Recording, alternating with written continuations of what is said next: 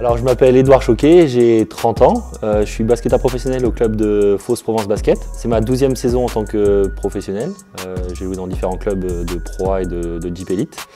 Là on vient de monter en Jeep Elite, donc c'est ma 3e saison à ce niveau-là. J'ai commencé à penser à mon après-carrière assez jeune puisque j'ai réfléchi déjà à commencer des études par rapport à mon post-bac on va dire.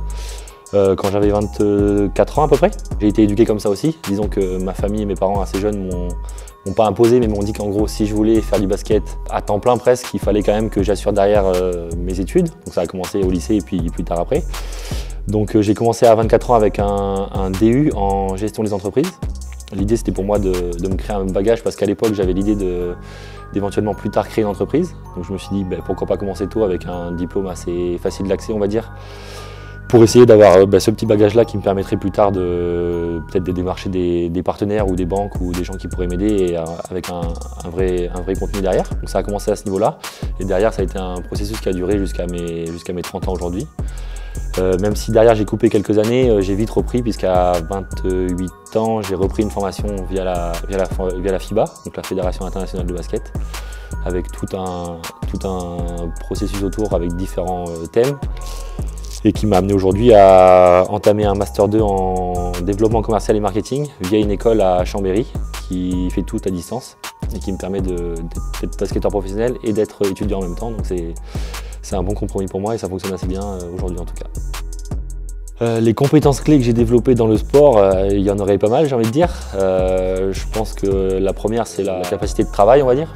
Parce qu'on est dans un milieu assez concurrentiel où il faut faire sa place, même si c'est un sport co, individuellement on a aussi beaucoup de concurrence et c'est vrai qu'il faut toujours gagner sa place. Il y a beaucoup de joueurs qui voudraient être à notre place en professionnel, donc c'est vrai que dès jeunes ça commence avec les sélections départementales et ainsi de suite jusqu'à éventuellement l'équipe de France et le milieu pro. Donc cette concurrence-là ça pousse forcément à beaucoup travailler ou en tout cas essayer d'être le meilleur possible. Donc ça c'est des choses que je pense que d'autres gens affrontent dans la vie quotidienne, mais je pense qu'en tant que sportif de haut niveau, c'est encore plus exacerbé parce qu'on n'a pas le choix d'être performant. Après, je dirais qu'il y aurait la gestion de l'échec et de la critique aussi, parce qu'on est au quotidien confronté à des critiques et des échecs, même si parfois on peut être très haut parce qu'on gagne des matchs, on gagne des titres et on est un peu les superstars du coin. Très vite, on peut perdre 2-3 matchs ou être très mauvais et être un peu les parias. Donc c'est vrai que c'est compliqué parce qu'on a des coachs, on a des managers, on a des familles, on a des supporters qui sont toujours un peu à juger ce qu'on fait. La concurrence, elle existe depuis tout petit. Et déjà là, il faut être capable d'encaisser l'échec s'il arrive. Donc ouais, c'est une chose qui est importante pour moi et que je pense qu'on a appris très tôt à affronter, à développer.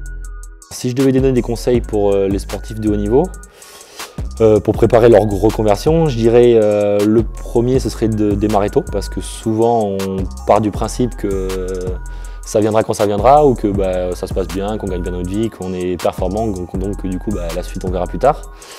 Mais je pense que c'est pas une démarche qui est très logique puisque finalement une carrière de professionnel dans le sport c'est assez court, tout le monde le sait. Hein.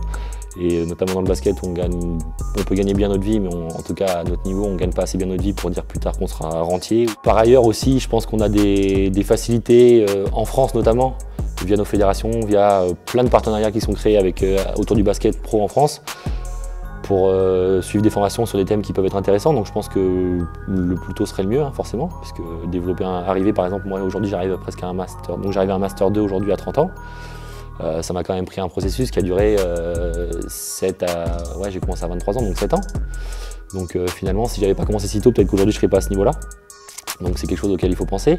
On fait un sport co et c'est vrai qu'on est amené à travailler avec des gens de différents horizons, des Américains, des joueurs locaux, des étrangers. Enfin, il y a un genre de melting pot comme ça dans une équipe qui fait que des fois, c'est pas toujours simple à gérer, hein, forcément, parce qu'il y a des égos, il y a des coachs, il y a beaucoup de choses qui rentrent en compte dans une équipe pour qu'elle fonctionne. Et c'est vrai que j'ai fait partie d'équipes qui ont bien fonctionné, d'autres qui ont moins bien fonctionné. Donc j'ai pu me rendre compte aussi au fil de ma carrière qu'il y avait des façons de travailler ensemble qui marchaient mieux que d'autres. Et je pense que ce genre de compétences qu'on acquiert au fur et à mesure de notre carrière, elles sont importantes parce que je connais pas d'organisation aujourd'hui qui sont juste avec une seule personne et qui fonctionnent comme ça tout seul. Il y a forcément à un moment donné un travail d'équipe quelque part. Donc ça pour le coup, nous dans le basket en tout cas c'est quelque chose qu'on peut développer et qu'on apprend à développer parce qu'on n'a pas le choix que d'être performant en équipe pour gagner des matchs et des titres. Donc c'est en plus du travail et de la gestion de l'échec, mais là c'est plus à la limite un aspect individuel. Il y a le côté collectif qui est l'esprit d'équipe qui est hyper important et que forcément, si on veut gagner des matchs et si on veut être performant, on doit forcément le prendre en compte et le développer. Alors pour parler de mon association, donc je viens de la créer il y a quelques mois, là, fin octobre. Elle s'appelle Grandir sous la même étoile.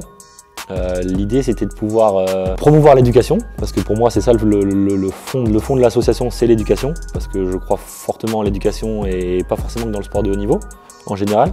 Et je pense que si notre société, même si ça fait un peu pompeux de dire ça, mais je veux pas non plus changer le monde, mais j'aimerais pouvoir apporter ma pierre à l'édifice. Je crois que l'éducation pourrait vraiment nous aider à améliorer nos sociétés à tous les niveaux, et donc vu que moi je suis un sportif de haut niveau, forcément je vais utiliser le sport pour essayer de joindre les deux thèmes.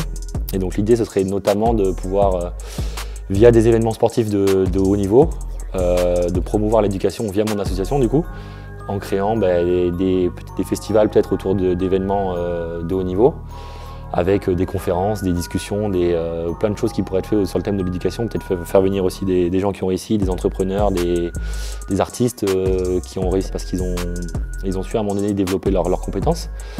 Et c'est le genre de choses qui pourraient peut-être inspirer un peu notre jeunesse et essayer de faire en sorte qu'à un moment donné, ils aient aussi envie de réussir et de s'éduquer. Enfin, s'éduquer, c'est un grand mot, mais au moins essayer de développer leurs compétences et d'arriver à leur meilleur niveau possible. Et donc c'est quelque chose qui me tient à cœur et j'espère que ça fonctionnera parce que bon, j'ai eu beaucoup de retours positifs depuis, mais c'est vrai que c'est compliqué de se lancer là-dedans, hein, forcément. Parce que si on s'expose au fait que même en tant que sportif, on s'expose à la critique encore une fois, ou au fait que des gens vont dire qu'on est moins concentré sur son sport alors que c'est pas le cas. Et ouais, ça me tient à cœur et j'espère que ça fonctionnera parce que je pense qu'il y a beaucoup de belles choses à faire et j'ai beaucoup de projets là-dessus, donc ça me botte pas mal.